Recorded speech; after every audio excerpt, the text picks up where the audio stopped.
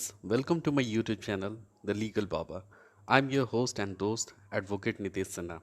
So today we will going to learn about the chapter Enhancement of Rent of Chota Nagpur Tenancy Act of 1908. So it says that enhancement of rent should be payable by an occupancy rate shall be presumed to be fair and equitable until the contrary is proved. So what it says, it is said to be as a payable by an occupancy rate. Who paid the rent? Occupancy rate, and shall be presumed to be fair and equitable until the contrary is proved. तो ये क्या presume करता है? Presume to be fair and equitable, एकदम fair होना चाहिए, equitable distribution of rent होना चाहिए, until the contrary is proved. मतलब जो पहले डिस्कस जो किए थे सेक्शन 24A तक, वो कॉन्ट्रेरी अगर प्रूव हो जाता है तो उसका एनहांसमेंट ऑफ रेंट होता है. So let's see section 26 of the Chota Nagpur Tenancy Act of 1908. So it says that confirmation of rent enhanced prior to the commencement of this act. So what it says that confirmation of rent enhanced prior to the commencement of this act.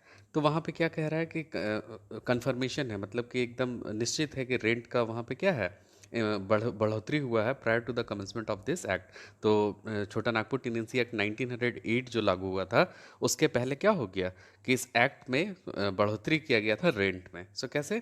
So when the rent of an occupancy rayat whose rent is liable to enhancement has been enhanced before the commencement of this act. तो कहता है when the rent of an occupancy rayat क्या था, जब rent occupancy रैयत का था, उस rent is liable to enhancement, उसका रेंट बढ़ोतरी के अनुसार था, हैज़ बिन इन्हांस्ड, और वो क्या हुआ, बढ़ा भी, before the commencement of this act, ये एक्ट के लागू होने से पहले उसका रेंट बढ़ चुका था, अदरवाइज दैन अंडर सेक्शन 24. तो जो सेक्शन 24 में हम लोग बात किए थे प्रीवियस वीडियो में, तो उसमें क्या देखे थे, इन्हांसमेंट ऑफ रेंट कौन कौन से मेथड से हुआ था, of the Chota Nagpur landlord. ठीक है, and tenant procedure act of 1879. तो कौन सा एक्ट से हुआ था, Chota Nagpur landlord and tenant procedure act of 1879 और Bengal act of 1 of 1879. Such enhanced rent shall be deemed to be lawfully payable, और वो रेंट क्या था, लॉफुली पेएबल था, मतलब लॉ के अनुसार वो पेएबल था वो रेंट, जो इसके पहले वाले एक्ट से लागू हुआ था. कौन से एक्ट से लागू हुआ था, तो Chota Nagpur landlord of टीनेंट and tenant procedure act of 1879 और बंगाल एक्ट ऑफ 1 ऑफ 1879, वो रेंट क्या था, लॉफुली पेएबल था. सो कहता है if it has been actually paid continuously for 7 years before the commencement of this act, तो वो एक्चुअली क्या था, पे होना चाहिए था कंटिन्यूसली फॉर 7 years, 7 साल तक लगातार पे होना चाहिए था इस एक्ट के लागू होने के प्रायर, मतलब उसके पहले. और कहता है it is not prove to be unfair and inequitable, तो वो अगर जो रेंट पे कर रहा था वो अनफेयर नहीं होना चाहिए था और अनइक्विटेबल नहीं होना चाहिए, मतलब इक्विटेबल होना चाहिए था, बराबर होना चाहिए था. ठीक है. So provide that where the rent lawfully payable by an occupancy rayat for his holding has made an issue in any suit for arrears of rent, and the court has arrived at a finding of that issue, the rent to be found shall be deemed to be lawfully payable by the rayat or the holding. तो यहाँ पे कहता है कि provided that, दिया गया है, where the rent lawfully payable, lawfully pay कर रहा है रेंट को बाय ऑक्यूपेंसी रैयत. कौन पे कर रहा है रेंट को, ऑक्यूपेंसी रैयत पे कर रहे हैं, फॉर हिज होल्डिंग, जो उसके मतलब उसके अधिकार के अंतर्गत आता है, जो जमीन उनके अंतर्गत आता है, उसके ऑक्यूपेंसी रैयत जो थे वो लॉफुली पे कर रहे थे रेंट को. Has been made an issue in any suit for arrears of rent, और उसमें क्या था, made an issue in arrears of any suit, issue in suit for arrears of rent. तो वहाँ पे जो सूट दाखिल किया गया था, जो सूट उनके चल रहे थे, वो किसका था, एरियर, जो बचा हुआ रेंट था उसके बारे में उन लोगों ने दाखिल किया था. And the court has arrived at a finding on that issue, और कोर्ट किसके फाइंडिंग पे अराइव हुआ, उसके इशू पे कि क्या क्या प्रॉब्लम वहाँ पे थे. So the rent to be found shall be deem to be lawfully payable by the raiyat और द होल्डिंग. तो वह रेंट क्या हो गया कि shall be deem to be lawfully payable, clear था कि यहाँ क्या कह रहा है, इनहेंस जो रेंट है वो लॉफुली पेएबल होना चाहिए था बाय द रैयत ऑफ द और द होल्डिंग. तो जो वो जमीन को अधिग्रहित करके रखा है, जो उसका रैयत है, उसके द्वारा लॉफुली पेएबल. तो अगर किसी का एरियर अगर ड्यू है या उसमें बचा हुआ है, तो उसके सूट के लिए अराइव किया कोर्ट क्या, कि वहाँ पे रैयत को उसका लॉफुली पेएबल रेंट ही देना होगा. So section 26 of the section 26 of the Chota Nagpur act of 1908 deals with the confirmation of rent. तो यहाँ कन्फर्मेशन हो गया, कौन किया कन्फर्मेशन, तो कोर्ट किया. कैसे किया, तो जब सूट फाइल हुआ उसके बाद में डीम्ड किया लॉफुली कि हाँ जो भी रैयत है और होल्डिंग है उसको वो पर्टिकुलर रेंट पे करना होगा. So now we will move to the section 27, that is the methods in which rent of occupancy rayat may be enhanced. तो कौन कौन से ऐसे मेथड्स हैं in which rent of occupancy rayat may be enhanced, तो occupancy rayat के rent को enhance किया जा सकता है. तो यहाँ पे रेंट कब इनहेंस होगा, तो पहला कहता है from and after the commencement of this act, ये एक्ट के लागू होने के बाद। तो ये एक्ट छोटा नागपुर टेनेंसी एक्ट 1908 जो था, उस एक्ट के लागू होने के बाद ये रेंट क्या होगा, यहाँ पे ऑक्यूपेंसी रैयत का बढ़ाया जाएगा। तो पहला कहता है in any area for which record of right has not been prepared and finally published under this act. तो यहाँ कहता है कोई भी area, any area for which record of right, वहाँ पे क्या है, उसका record of right has not been prepared, यानी कि वो बना हुआ नहीं, and finally published under this act, और वो क्या हो गया, बना हुआ तो नहीं था, प्रिपेयर नहीं था, लेकिन फाइनली क्या हो गया, पब्लिश्ड हो गया इस एक्ट के अंतर्गत में। और अंडर एनी लॉ, अगर ये एक्ट नहीं है, कोई भी लॉ के अंतर्गत में उस समय अगर कानून लागू था, उसके अंतर्गत वहाँ पे पब्लिश्ड हो गया, और वो राइट क्या था, रिकॉर्ड ऑफ राइट प्रिपेयर नहीं था before the commencement of this act, that is the Chota Nagpur tenancy act of 1908, or for which an order has not been issued under the act or under any law force before the commencement of this act. तो कोई भी order issue has not been issued, कोई भी order issue नहीं हुआ होगा under this act or under any law force in the commencement of this act for the preparation of such record. तो इस तरह के रिकॉर्ड को बनाने के लिए या तो उसके बाद पब्लिश्ड हुआ होगा, या तो उसमें पब्लिश्ड ही नहीं हुआ होगा। The money rent of an occupancy raiyat whose rent is liable to enhancement में भी enhanced only by order of the deputy commissioner. तो अगर दोनों जैसा इशू यहाँ पे अभी बताए, अगर वो कोई भी दोनों इशू होगा, तो जो ऑक्यूपेंसी रैयत का है रेंट जो लिएबल है इनहेंसमेंट के लिए, बढ़ोतरी के लिए, वो इनहेंस्ड होगा, कब होगा, ओनली सिर्फ और सिर्फ order of the deputy commissioner. तो अगर डिप्टी कमिश्नर ऐसा ऑर्डर जारी करते हैं अंडर सेक्शन 29, तो ये रेंट ऑफ इनहेंसमेंट होगा। ठीक है, तो क्लियर है कि अगर रिकॉर्ड ऑफ राइट प्रिपेयर हुआ होगा, फाइनली पब्लिश्ड हो गया होगा अंडर द एक्ट, मतलब क्या है, छोटा नागपुर टेनेंसी एक्ट के अंतर्गत, या कोई भी उस समय जो लॉ कानून जो होगा उसके अंतर्गत, अगर वहाँ पे प्रिपेयर नहीं हुआ रिकॉर्ड ऑफ राइट और उसके बाद पब्लिश्ड हो गया, तो या फिर ऑर्डर कोई पास ही नहीं हुआ है कोई भी एक्ट के द्वारा, कोई भी लॉ के द्वारा, और उसमें क्या हो गया, कोई भी प्रिपरेशन ऑफ सच रिकॉर्ड वहाँ पे बना ही नहीं था, तो यहाँ पे कौन और कौन देंगे, सिर्फ और सिर्फ deputy commissioner enhancement of rent का पावर रखते हैं सेक्शन 29 के अंतर्गत, और उसी के अंतर्गत क्या करेंगे, रेंट को इन्हांस कर देंगे, रैयत का और होल्डिंग का। दूसरा कहता है in any area for which a record of right has been prepared and finally published as aforesaid or for which an order has been issued as aforesaid for the preparation of such record of the money rent of an occupancy रैयत whose rent is liable to enhancement may be enhanced only।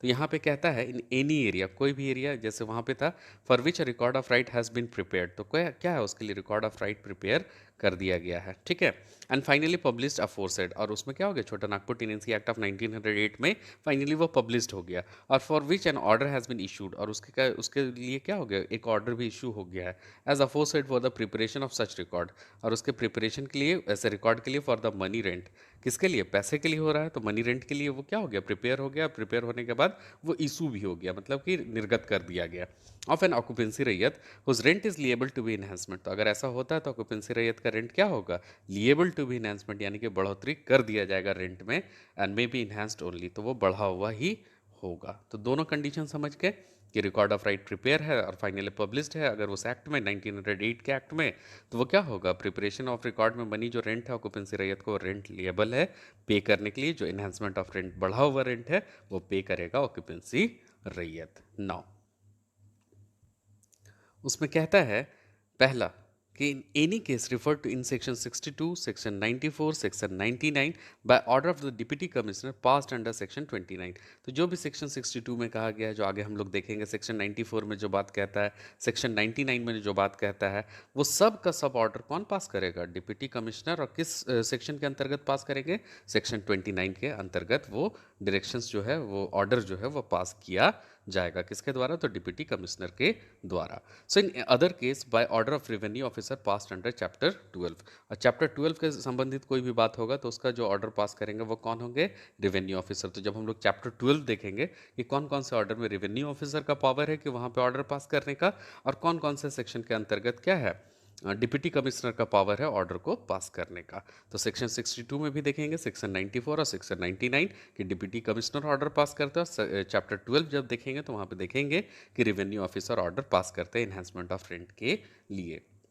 दूसरा कहता है no enhancement of such rent made after the commencement of this act, और एक बार ये act लागू हो गया तो कोई भी रेंट का इन्हांसमेंट नहीं होगा after the commencement of this act in any manner other than that refer two clause A और क्लॉज बी। तो कोई भी ऐसा रेंट ऑफ इन्हांसमेंट नहीं होगा, सिर्फ और सिर्फ क्लॉज ए और क्लॉज बी जो अभी ऊपर बात किए थे उसके अंतर्गत अगर आएगा तो ही रेंट का इन्हांसमेंट होगा, नहीं तो रेंट का इन्हांसमेंट नहीं होगा।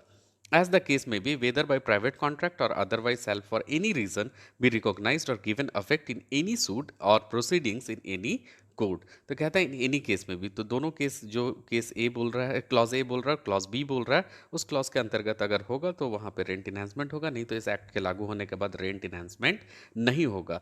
तो अगर वो प्राइवेट कॉन्ट्रैक्ट बनाया है तो भी रेंट इन्हांसमेंट नहीं होगा। Otherwise shall for any reason be recognised and given effect to any suit, कोई सूट बनाया तो उससे भी रेंट इन्हांसमेंट नहीं होगा, और कोई भी प्रोसीडिंग का, कोर्ट का प्रोसीडिंग से भी रेंट इन्हांसमेंट नहीं होगा। अगर ये कमेंसमेंट ऑफ दिस एक्ट लागू हो जाता है, छोटा नागपुर टेनेंसी एक्ट, तो कोई भी मैनर में नहीं होगा। सिर्फ और सिर्फ रेंट इन्हांसमेंट दो ही मैनर में हो सकते हैं, जो क्लॉज ए और क्लॉज बी सेक्शन कहता है। Now section 28 of the Chota Nagpur tenancy act of 1908। So section 28 deals with the contents of application to Deputy Commissioner for Enhancement. What it says, contents, जो भी contents होगा किसके लिए, एप्लीकेशन के लिए, जो एप्लीकेशन निर्गत किया जाएगा टू डिप्टी कमिश्नर, किसको लिखेंगे, डिप्टी कमिश्नर को इनहेंसमेंट ऑफ द रेंट के लिए। सो क्या पहला कहता है, every application to be deputy commissioner for the enhancement of the rent of an occupancy holding shall specify. तो एवरी एप्लीकेशन, जो भी जितने भी एप्लीकेशन लिखेंगे डिप्टी कमिश्नर को for the enhancement of rent, किसके लिए, तो इनहेंसमेंट ऑफ रेंट के लिए, of an occupancy holding shall specify. तो वहाँ क्या क्या स्पेसिफाई करना होगा, क्या क्या कॉन्टेंट होंगे उस एप्लीकेशन में, उसके बारे में हम लोग डील करेंगे सेक्शन 28 में। सो पहला कहता है, such particulars as may be prescribed regarding the area, situation, local names, quality and boundaries of the parcels of land constituting the holding. तो such particulars as may be prescribed, जो भी वहाँ particulars दिए होंगे उसमें प्रिस्क्राइब करना पड़ेगा। क्या क्या प्रिस्क्राइब करेंगे, क्या क्या उसमें निर्देश देंगे, एरिया कैसा है, सिचुएशन क्या है, लोकल नेम क्या है उस एरिया का या फिर उस ज़मीन का, क्वालिटी कैसा है उस ज़मीन का, बाउंड्रीज ऑफ पार्सल्स कैसा है उस लैंड का, कंस्टिट्यूटिंग द होल्डिंग, जो होल्डर जो लैंड को होल्ड कर रहा है, जिसके अधिकृत है, उसके बारे में, area, situation, local name, quality, boundaries of the parcels of the land, ये सब के बारे में बताना है। किस में, एप्लीकेशन में। The rates of rent if applicable, तो रेट ऑफ रेंट कितना है वो अगर एप्लीकेबल है तो वो भी बताना है। बाय रैयत, कौन बताएगा, रैयत बताएगा। For the different classes of land, जितने भी डिफरेंट क्लासेस ऑफ लैंड है उसके बारे में, constituting the holding and yearly rent payable for the holding the date of the application. तो जो ईयरली रेंट वो पे कर रहा है फॉर द होल्डिंग, जो होल्डिंग मतलब उसके अधिकृत है at the date of the application, तो जो डेट ऑफ एप्लीकेशन है उसमें जो ईयरली रेंट पे कर रहा है, अगर वो एप्लीकेबल है तो वो रेंट के बारे में भी बताएगा, जिक्र करेगा उस एप्लीकेशन में जो डिप्टी कमिश्नर को इनहेंसमेंट ऑफ रेंट के लिए लिख रहा है। The rates if any generally prevailing in the village corresponding classes of land. तो अगर इफ रेट जनरली प्रिवेलिंग, कोई भी अगर रेट वहाँ पे प्रिवेल कर रहा है मतलब लागू है इन the village corresponding classes of land, तो कोई ऐसा क्लास ऑफ लैंड है जिसके लिए अलग से कोई rate of enhancement of rent या फिर कोई रेंट वहाँ पे लागू किया हुआ है, तो उसके बारे में भी मेंशन करना उस एप्लीकेशन में। Now, the date as nearly as it can be ascertained when the rates of rent generally prevailing were the adjusted in the village। तो डेट भी मेंशन कर रहा है, as nearly as it can be ascertain, मतलब अगर आप अनुमान लगा सकते हैं तो उस नियरली डेट को भी मेंशन करना है। When the rates of rent generally prevailing, तो वो रेट ऑफ रेंट क्या है वहाँ पे प्रिवेल कर रहा है, वहाँ पे लागू, where last adjusted in the village, तो जो लास्ट एडजस्टेड रेट है वहाँ पे उसको भी मेंशन करना है और उसका डेट को भी मेंशन करना अनुमान लगाकर। Now the rates which applicant desire to claim, और जो rate applicant desire to claim मतलब वो चाहता है कि ये रेट लागू हो, उसके बारे में भी जिक्र करना है एप्लीकेशन में कि नहीं इतना मेरे को रेंट चाहिए या ये रेंट लगना चाहिए। और लास्ट कहता है, the grounds on which applicant consider that he is entitle for the enhancement claim. और क्या क्या ग्राउंड है, क्या क्या उसका मतलब मैटर है जिसके कारण एप्लीकेंट क्या कर रहा है, कंसीडर कर रहा है अपना रेंट में इंटाइटल करने के लिए कि इन्हांसमेंट क्लेम कर रहा है, कि उसको क्या क्या मतलब ग्राउंड है उसका, उसके बारे में जिक्र करेगा कि क्यों इसका रेंट को इन्हांस करना चाहिए, क्यों इसको इंटाइटल करना चाहिए, इन्हांसमेंट वो क्यों क्लेम कर रहा है, इसके बारे में वो जिक्र करेगा। Now, section 146 to 149 shall apply to every application made under this section। तो यहाँ पे क्लियरली है कि सेक्शन 28 जो है, यहाँ सेक्शन 28 में सेक्शन 146 टू 149 एकदम अप्लाई होगा एवरी एप्लीकेशन में, जितने भी एप्लीकेशन बनेंगे उस एवरी एप्लीकेशन में ये सेक्शन 146 टू 149 अप्लाई होगा जब एप्लीकेशन लिखेंगे डिप्टी कमिश्नर को, किसके लिए, द इन्हांसमेंट ऑफ रेंट के लिए, made under this section. Now Now, Section 29 says that procedure on receipt of such application. What it says? Procedure on receipt of such application. तो अगर वो पा जाएगा कौन, डिप्टी कमिश्नर, तो उसके एप्लीकेशन में क्या क्या प्रोसीड्योर लागू होगा. So when any such application has been received, तो ये ऐसा कोई भी एप्लीकेशन क्या होगा, रिसीव होगा टू द डिप्टी कमिश्नर. किसको रिसीव होगा, डिप्टी कमिश्नर को रिसीव होगा. So shall forth with give notice to the contents there out to the raiyat. तो जो भी वहाँ पे लिखा हुआ उसके अंतर्गत क्या होगा, एक नोटिस जारी किया जाएगा, जो भी उसके कंटेंट्स है उसके लिए रैयत को. किसको जारी करेगा डिप्टी कमिश्नर नोटिस, तो रैयत को जारी करेगा. May if he thinks fit order a measurement of the land. अगर उनको जरूरी लगेगा तो वो क्या करेंगे, मेजरमेंट ऑफ द लैंड यानी कि ज़मीन का मापी करेंगे. May upon consideration of all the circumstances set forth in the application and after hearing any objection advanced by the rayyat by order, fix such enhanced rent or otherwise vary the rent for the said land as to him may seem fair and reasonable. तो यहाँ कहता है upon consideration, उनको क्या लगेगा, अगर consider कर रहे हैं उसको, ऑफ ऑल द सर्कमस्टांसेस, जितने भी सर्कमस्टांसेस हैं, जो भी वहाँ का मतलब सर्कमस्टांसेस वहाँ पे जो भी है set forth in the application, जो मेंशन किया हुआ है कि क्या क्या मतलब परिस्थिति वहाँ पे है. After hearing any objection advanced by the raiyats, तो क्या है, सुन लेंगे, हेयर कर लेंगे, और किसको, जो भी ऑब्जेक्शन है किसका, रैयत का. By order fix such enhance rent और otherwise vary the rent for the said land. तो वो या तो इन्हांस रेंट को फिक्स कर देंगे या अदरवाइज वैरी करेंगे रेंट को for the said land as to him may seem fair and reasonable. तो उनको जो अच्छा मतलब फेयर लगेगा और रिजनेबल लगेगा उस तरह से इन्हांस रेंट को भी लागू कर सकते हैं या अदरवाइज वैरी रेंट को भी लागू कर सकते हैं. जो अलग अलग तरीके का रेंट होता है, उनको जो अच्छा फेयर लगेगा, रिजनेबल लगेगा, उस तरह का रेंट को लागू करेंगे. तो कब करेंगे, एक नोटिस दे देंगे रैयत को. नोटिस देने के बाद रैयत को क्या करेंगे, वहाँ पे मेजरमेंट करा सकते हैं लैंड का, और अपॉन कंसिडरेशन उनको लगेगा कि हाँ जो भी चीज़ है, तो वहाँ पे फिर वो देखकर फेयर और रिजनेबल मतलब वेज में इन्हांस रेंट को या अदरवाइज वैरी रेंट को उस लैंड से संबंधित, उस जमीन से संबंधित वहाँ पे रेंट को लागू कर पाएंगे. So provided that no enhancement shall be ordered except on more one or of the following grounds. तो कहता है कि no enhancement shall be ordered, कोई भी इन्हांसमेंट ऑर्डर नहीं किया जा सकता accept of one or more grounds of the following grounds namely. तो कुछ ऐसे ग्राउंड्स हैं जिसको देखकर ही रेंट का एनहांसमेंट होगा, नहीं तो रेंट का एनहांसमेंट डिप्टी कमिश्नर नहीं करेंगे. तो वो कौन कौन से ग्राउंड्स हैं जिसके कारण रेंट का एनहांसमेंट डिप्टी कमिश्नर करते हैं, let's see.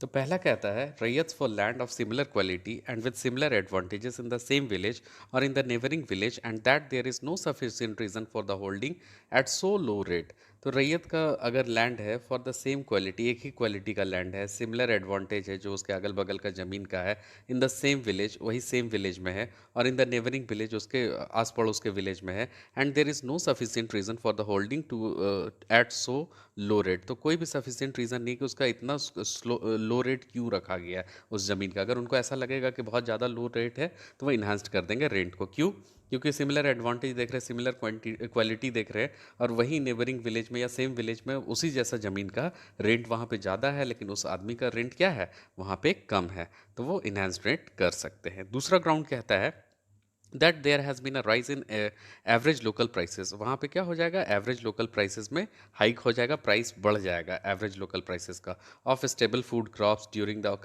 Currency of the present rent. तो अगर ऐसा होता है कि average local prices stable food crop का बढ़ जाता है तो रेंट भी इनहेंस कर दिया जाएगा. और तीसरा कहता है on the ground that the productive power of the land held by the raiyat have been increase.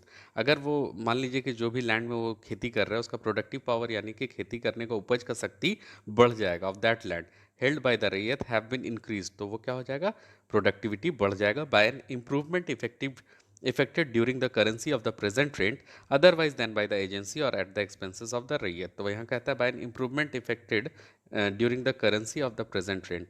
तो जो प्रेजेंट रेंट है उसके करेंसी से क्या हो जाएगा, जो रेंट बढ़ा हुआ रहेगा, otherwise than by the agency और the expense of the raiyat. तो जो एजेंसी जो इंक्रीज प्रोडक्शन ले रहे हैं या एक्सपेंस जो रैयत का लग रहा है उसमें इन्हांसमेंट ऑफ रेंट देखकर डिप्टी कमिश्नर उसका रेंट को बढ़ा देंगे. तो अगर प्रोडक्टिव पावर बढ़ जाता तो भी रेंट बढ़ जाएगा, average local price stable food का बढ़ेगा तो भी प्रेजेंट रेंट बढ़ जाएगा, और अगल बगल आस पड़ोस के ज़मीन में क्या होगा, सेम क्वालिटी, सिमिलर क्वालिटी के और सिमिलर एडवांटेजेस के लैंड के अगर रेंट बढ़े हुए होंगे तो इसका लो रेट नहीं रहेगा, रेंट क्या हो जाएगा, बढ़ जाएगा. तो ये फॉलोइंग ग्राउंड्स देखना पड़ता है जब रेंट बढ़ाना होता है. तो नो, तो हम लोगों ने देखा कि 3 तरीके से क्या होगा, ये ग्राउंड्स को देखकर ही रेंट को बढ़ाया जाएगा, एनहांसमेंट ऑफ रेंट किया जाएगा।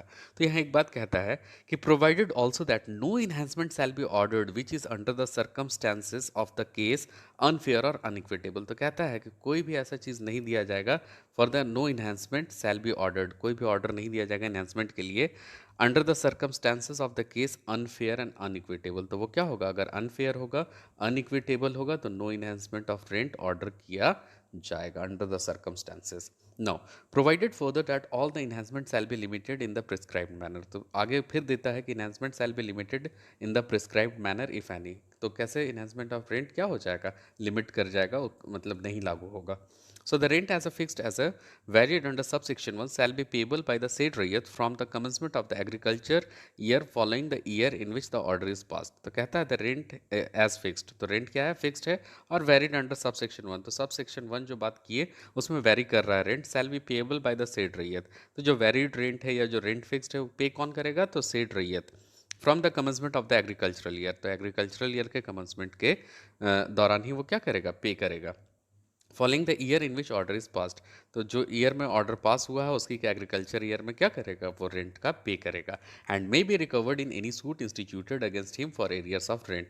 और ये क्या कर सकता है, recover in any suit instituted. तो अगर कोई सूट अगर मतलब वो दायर किया होगा against the arrears of the rent, तो वो सूट के द्वारा जो भी रिकवरेबल अमाउंट है उसको पे करना होगा, या तो अगर उसमें कम है तो उसको कम इन्हेंस्ड रेंट नहीं पे करना होगा, अगर वहाँ पे ज़्यादा बढ़ा हुआ रेंट है तो एरियर के साथ में रेंट को पे करना पड़ेगा। So nothing in this section shall be bar the right of a Rayyat to claim at any time under section 34 as a reduction of rent previously paid by him। तो यहाँ पे कोई भी सेक्शन में ऐसा बात नहीं होता है right of raiyat to claim if any time under section 34। तो अंडर सेक्शन 34 में जो भी बात किया हुआ है उसमें क्या होगा, reduction of rent previously paid by him. तो यहाँ पे क्या कह रहा है कि right of raiyat to claim any time under section 34 और reduction of rent previously paid by him. तो यहाँ पे रिडक्शन ऑफ रेंट नहीं हो सकता है, जो वो प्रीवियसली पे किया है उसका क्लेम कर रहा है तो भी यहाँ पे रिडक्शन ऑफ रेंट नहीं होगा। सो यहाँ पे कोई भी रिडक्शन ऑफ रेंट के बारे में बात नहीं करता, only the enhancement of rent के बारे में बात करता है, और रिडक्शन ऑफ रेंट नहीं हो सकता। बढ़ा हुआ रेंट देना होगा, नहीं तो जो फिक्स्ड रेंट है वो देना होगा, लेकिन रिडक्शन ऑफ रेंट यहाँ पे नहीं होगा after the enactment of the Chota Nagpur tenancy act of 1908। ठीक है। Now section 30 says that power to direct gradual enhancement. अब सेक्शन 30 में क्या है कि डायरेक्ट ग्रेजुअल इन्हांसमेंट, तुरंत में ही कोई इन्हांसमेंट ऑफ रेंट क्या होगा, हो सकता है। So where the deputy commissioner considered that the immediate enforcement of the full enhancement order under section 29 is likely to be attended with the hardship, he may direct that the enhancement shall be gradual, that is to say that the rent shall increase yearly by degrees for any number of years not exceeding 5।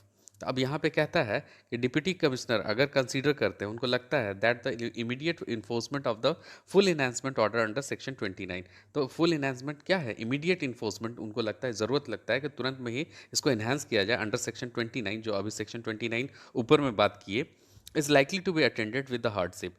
तो likely क्या होगा, attended with the hardship, he may direct the enhancement shall be gradual. तो वो direct कर सकते हैं, अगर hardship में है तो ग्रेजुअली वो इंक्रीज कर सकते हैं। बट यहाँ पे कहता है that is to say that the rent shall increase yearly by degrees. तो रेंट क्या होगा, कुछ डिग्रीज पे ईयरली इंक्रीज करेंगे for any number of year not exceeding 5। तो 1 से लेकर 5 साल तक इंक्रीज कर सकते हैं, बट जो इंक्रीजिंग ऑर्डर है वो 5 साल से ऊपर नहीं होना चाहिए, यानी कि 5 साल तक ग्रेजुअल इंक्रीमेंट कर सकते हैं रेंट का, 5 साल के बाद वो इंक्रीमेंट नहीं होगा। तो ग्रेजुअल इंक्रीमेंट क्या होगा, 5 साल के बाद नहीं हो सकता है। तो कोई भी इंक्रीमेंट होगा तो सिर्फ और सिर्फ कब तक होगा, 5 साल तक होगा, until the limit of the full enhancement has been reached. तो यही 5 साल अगर रीच हो गया तो उसके बाद इन्हांसमेंट नहीं होगा। So it is all about enhancement of the rent. Tomorrow we will deal with the increase of rent in respect of excess area. So if you understand my video, if you like my video, please share and subscribe my channel. Thank you.